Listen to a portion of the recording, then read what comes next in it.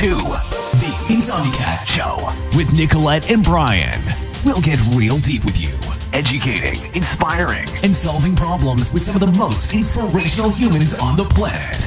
Buckle up and come on the journey. I'm excited. Hi guys, I'm Nicolette, and today Brian and I are here with Nandini Easwar, and she is going to talk to us about data-driven humanity. She's the CTO and co-founder of a company called Speakfully, and we're going to learn a little bit about the workplace, and we're going to dive into some trends. So thank you so much for joining us today. We really appreciate your time. Yeah, thank you for having me, guys. Thank you. So before we get started, why don't you tell us a little bit about yourself and your journey to Speakfully? Sure. So I'm CTO and co-founder at a company called Speakfully. We've been around for a little over 2 years. So we're right in that toddler stage. So we could still consider ourselves this very young startup. So we're essentially on a mission to help and combat mistreatment at the workplace and also in your personal space. So think of us as a SaaS tech platform that HR teams essentially will deploy to their organizations, to their employees. And it's sort of a little benefit that the employees have where they can go in and start writing about any experiences, especially of mistreatment, misbehavior, things that are generally negative and you don't feel very comfortable talking about them. So they can write about it and use our platform to securely submit that to the right people in either HR teams or your management and make sure you get the message across. And in return, what the management team will essentially start seeing data and trends of how things are happening. And I call this our USP, which is basically recognizing some of these trends that happen even before things officially come to you. And that's really what helps people, especially people managers, sort of be in front of the issue as opposed to being more reactive. It's like someone's written something on a blog or someone's gone outside to the media and talked about, things that happened. Even before that, you have to have the opportunity to take action and address the situation. So that's really what the tool does. So we give this to organizations and we kind of sell it to enterprises for them. We also actually have a free version of our product, which obviously doesn't have all the bells and the whistles. It doesn't have a lot of that data and analytics, but it also is meant to help individuals who are really experiencing mistreatment either personally or even professionally. Even if your organization doesn't have it, you still have a place to actually be safe and write down your negative experiences. So what's interesting about that is, that's really cool how you could sort of submit that. Is there also check-ins? Because you're talking some of the data and how you're doing predictions. How does that work? Can you talk a little bit more about that? Yeah, absolutely. I mean, part of the mission, the philosophy behind Speakfully is to sort of bridge the gap between your HR management teams and your employees. So naturally, there have to be ways for you to have meaningful, meaningful conversations, I guess, with your employees. So that's the data and analytics piece, right? So you get all of that data reflecting the ground reality, things that are actually happening. There's murmur about, some toxicity in so-and-so department. That insight allows you as HR leaders to essentially have more meaningful conversations that are, not tone deaf. I like to just say not tone deaf, because you just don't want to go there and say, hey, I'm giving you this survey and tell me about how you like the kombucha in the break room. But that's really not what, you want to have more relevant conversations and say, hey, we're noticing that this is happening in Zoom rooms, or this is happening in video chats. Can you give us more insight about it? So that actually helps build that trust between the two parties. Because when we survey a lot of people, we hear them saying, hey, I'm not going to report this issue because I'm either fearing retaliation or I don't trust the other side to actually, trust me. And so, that's their fear for people, that prevents them from coming forward. On the other hand, when you talk to HR departments and leaders, they're essentially saying, hey, no one's giving us the opportunity. We can't we can't take action if we don't know details, if we don't know what's going on. Unless we have that insight into what's happening, we can't take action. You can't just make assumptions about certain things. And that's worse. Essentially, you're creating this whole different type of bias. So I think the intention is to kind of help bridge that gap. Much needed gap, I'd say. So, I know we want to talk about data, but before we go there, I'd love to talk about some workplace trends. And, you guys have been around for about 2 years now, and I'm sure that there was a lot to learn from 2020 in the workplace. So, what did we learn from 2020 and kind of what are we looking at as we go into 2021? Yeah, I mean, 2020 essentially was the year that we'll be talking about all the time, right? So it was the year when everyone had to just react to situations that were just thrown into their face.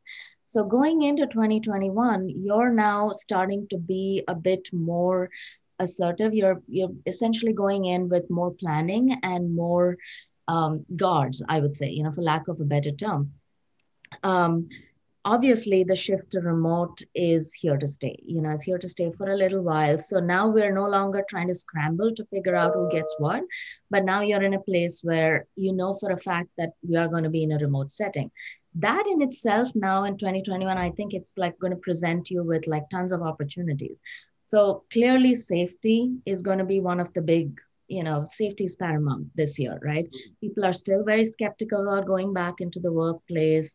What are the processes in place? Are you required to take vaccines? So that whole element of, safety in itself is going to be one big shaping trend in 2020. That's my opinion, at least.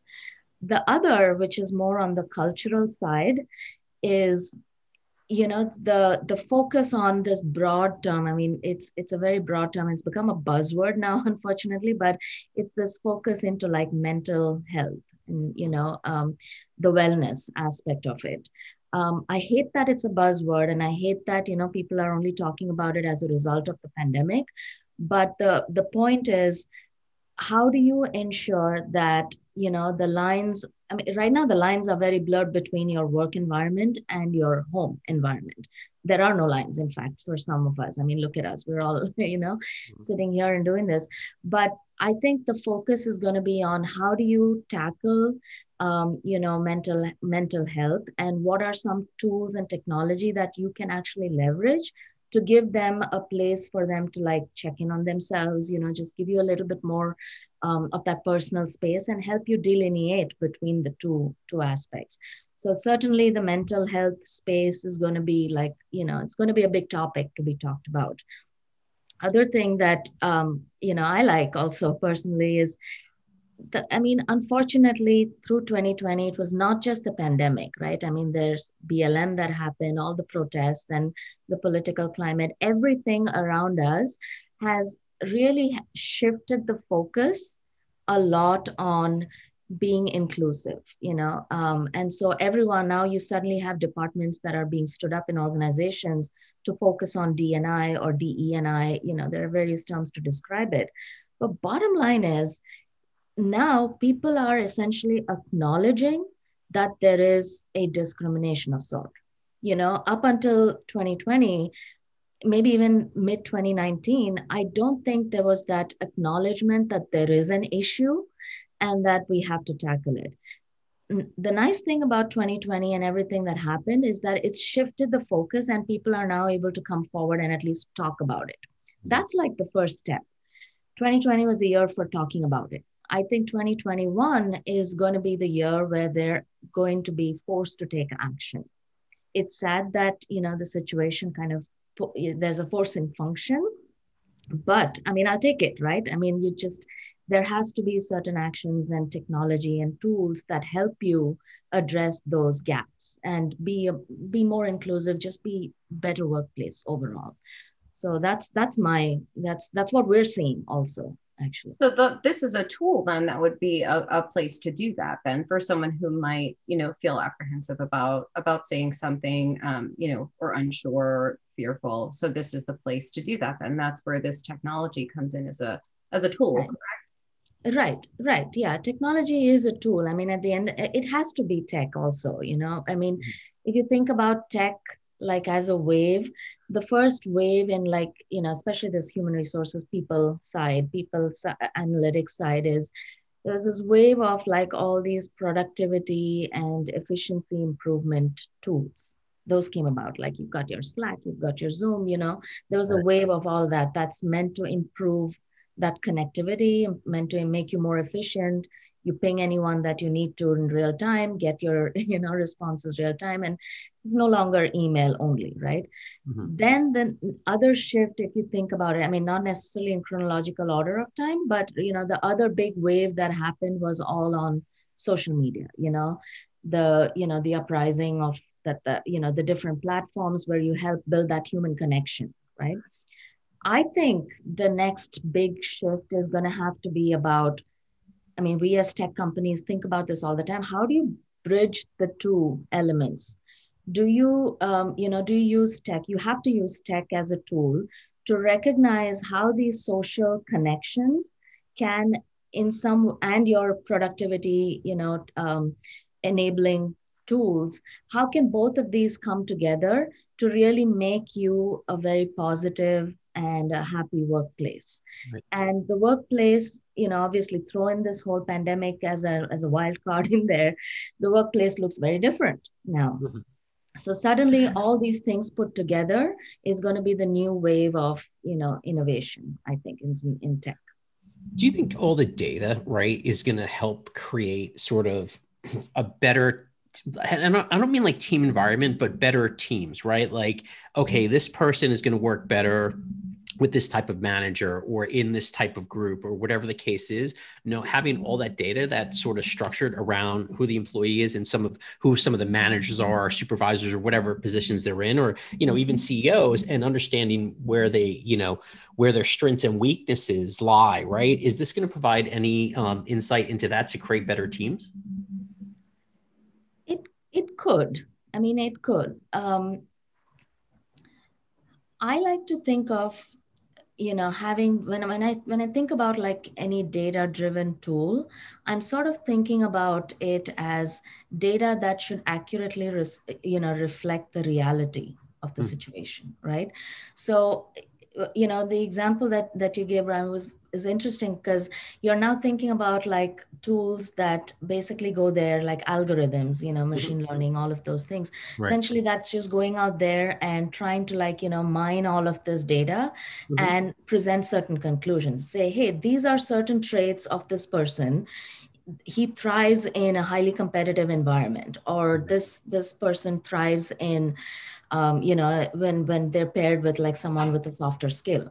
So, you're essentially presenting these factors for it to come to certain conclusions. And I think those factors are driven by norms, like social norms, societal norms. And that's where maybe I kind of look at it with a different lens, is someone has to feed it these social norms. But what is that? Right. Yeah, exactly. Yes. Yeah. That's, it's kind of like when we were talking about AI recently, the AI is only as smart as you make it, or, it's only going to be as kind. What were we talking about? Kind AI or helpful AI, right? It's going to be based on whoever's programming it, right? Or whoever's making that decisions or teaching it. Let's be honest, because, some people are teaching AI. So that's interesting. So so then what really, I guess here's my question. Then what should be being looked at, right? If we say like, okay, it depends on who feeds it, whatever the norm is supposed to be. So what does the company need to do in order to make it work, right? Make it so it is fair and it is reflective and it is taking everyone into consideration. It is being inclusive to everyone in the company. I think the biggest piece is mining all of that data and essentially like creating a pattern and presenting the pattern to a human so the human can essentially draw the conclusions out of it. Don't let the machine really come to the conclusions for you, because that will try, I mean, you're going to tell it, eliminate all the bias and like, you know, read everything. Like I was reading the other day that there was a survey, I think ADP or one of those larger organizations ran. And, you know, they found that in a workforce of 10,000 plus people, they ran one of these algorithms, and it's essentially decided that if you completely eliminate flexible work times, then the org can save a ton of money in terms of the benefits they're offering. So, but in the process, it's created this huge bias against people that need that flexibility, like working parents or, you pretty know, much everyone right now. Pretty much everyone right now. Right now, everyone right now. That's true. And again, exactly. Your surroundings, your current situation is going to dictate that. So I mean, that's what I think is the right thing to do. And now, of course, you know, there's, you know, fake news and fake data and, you know, and all those elements that are essentially like making this an even more complex problem than it really needs to be. I think it's about just collecting the data. And I mean, there's tons of data. So there's no way that can be manual. Mine that data, you know, and show the patterns of what it is. And, you know, statistically, you know, just show, hey, this is what reality is. And present that sense of reality to the human.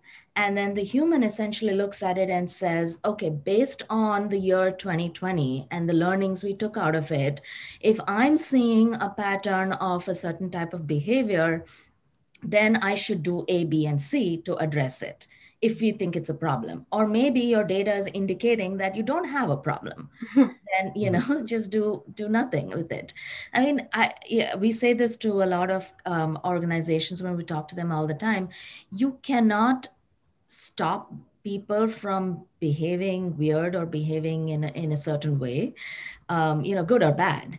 But what you can do is help, you know, look at the data of that behavior and figure out if this is essentially going to be good for someone in the team or someone or your culture in your organization, or did something happen? And, you know, trying to draw those conclusions with those data points is what's going to help you get to that happy place, I think.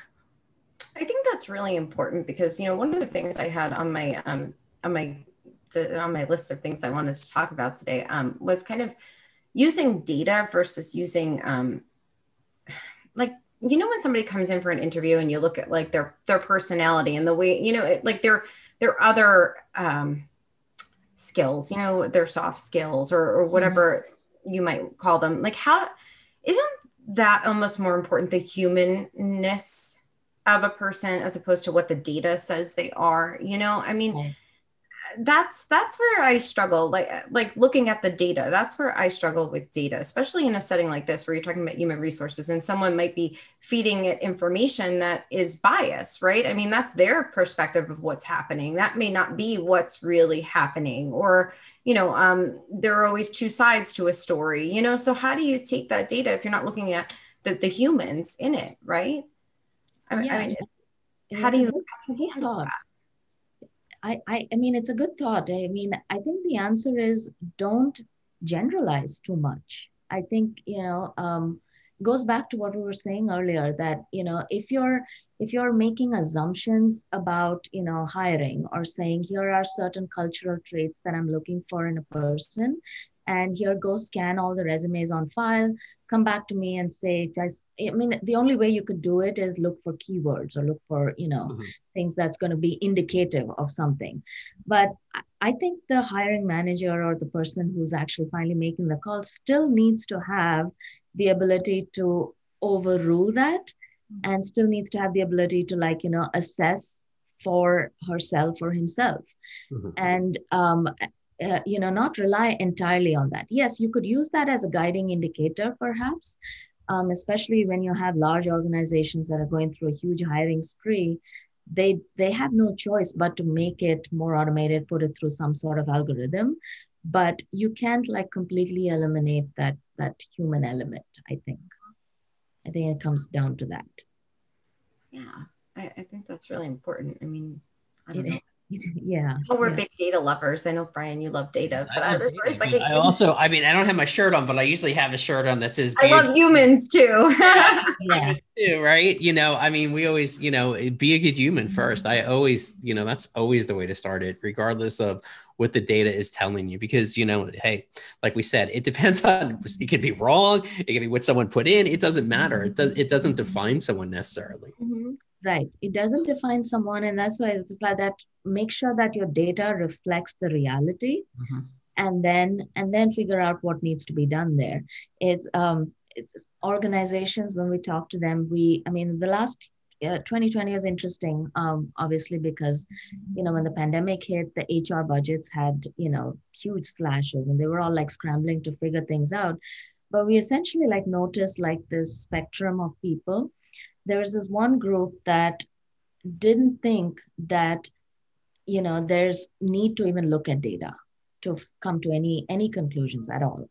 So, I like to call those as head in sand mode, where you're saying, I don't think I have anything to analyze. I don't think I have problems. I don't think I have good, outcomes or anything. So I'm just going to let that be.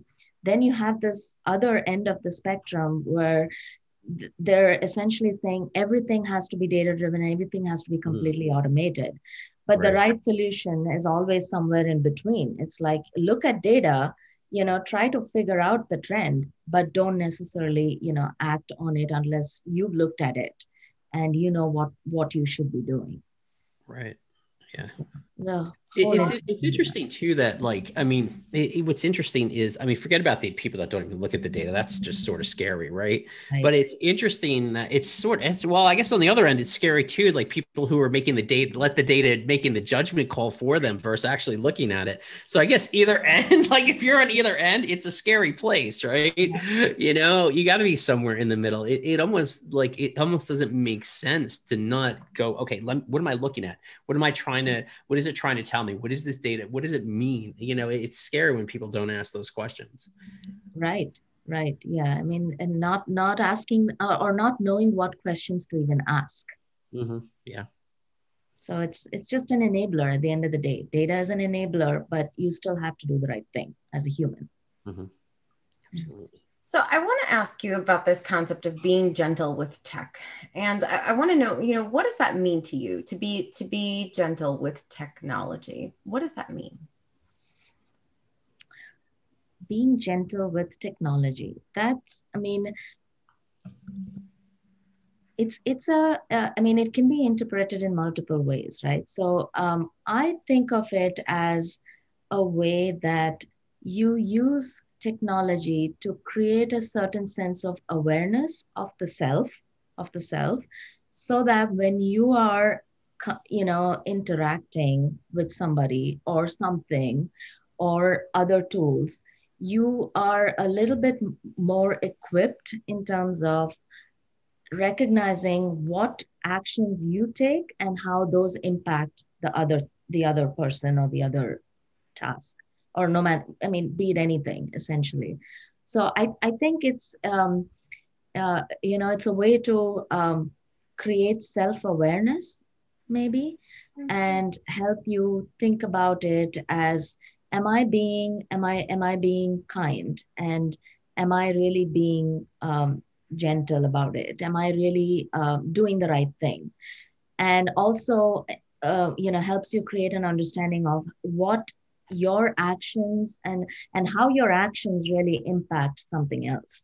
Mm-hmm. So, you think about tools like, something like even Microsoft Office, it sends you these weekly reports. I don't know if you've used the platform. It sends you these weekly reports of your analytics. It tells you exactly what you've done, how many meetings you've had.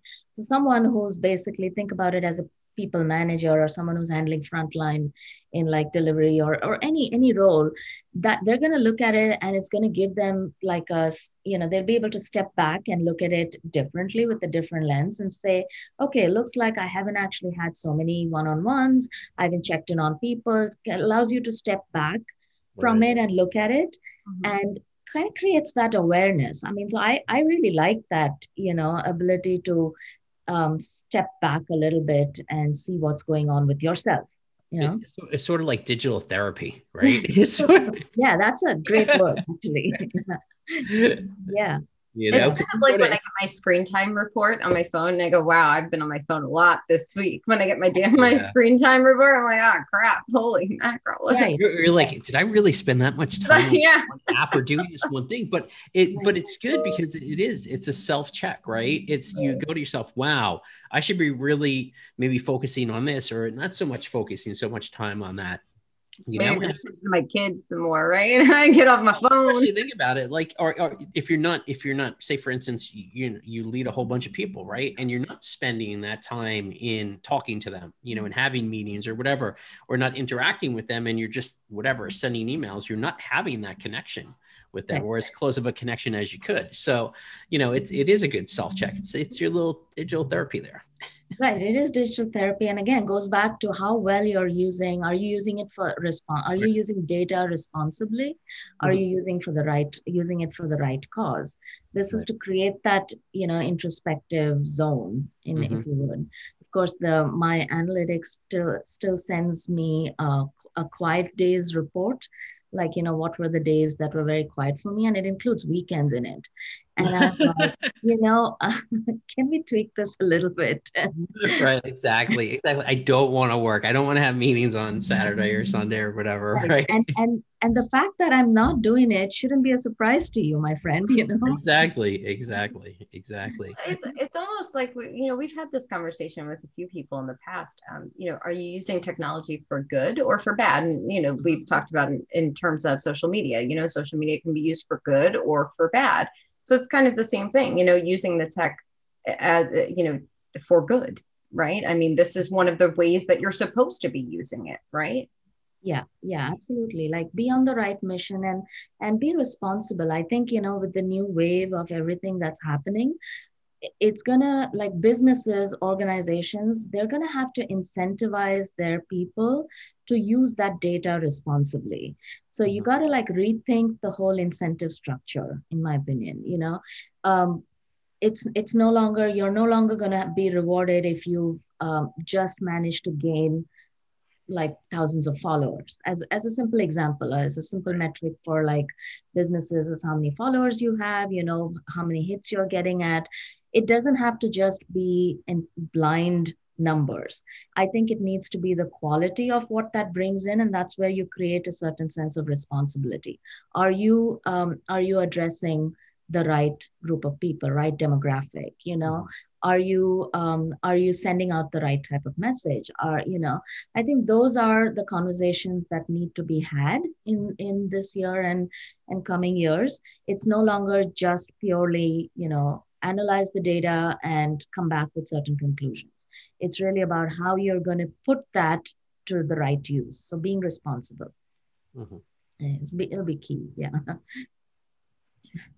So I want to close with one thing, kindness in the workplace. And I'd like to leave on a good note and talk a little bit about that for a second. I don't know, maybe I'm wrong. Is it difficult for people to be kind in the workplace? And how can we be kinder in the workplace?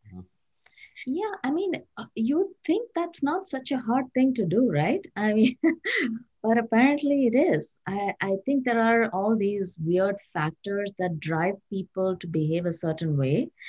Some of them thrive in competitive environments, or the unreasonable expectations are forcing you to do certain things in a certain way. And in the process, you're just doing a lot of things that are the opposite of being kind. And I think that, that's where the culture element, and that's where the positivity and building that trust really comes into play. Because as long as you feel safe in an environment and you know that you can fail safe, and not be judged poorly or not drawn to extremely harsh conclusions, then I think you naturally are in a comfortable space, and you don't get to be super aggressive about certain things. I'm not saying you reward poor performers. Essentially, what I'm saying is make sure that you're setting the right environment for people to really like, figure out their niche, and is this where I can thrive as is this an environment that I can thrive? It's a two-way street. It's no longer the organization coming and laying out the terms and saying, these are the parameters, this is what you need to do for you to be, measured as being successful.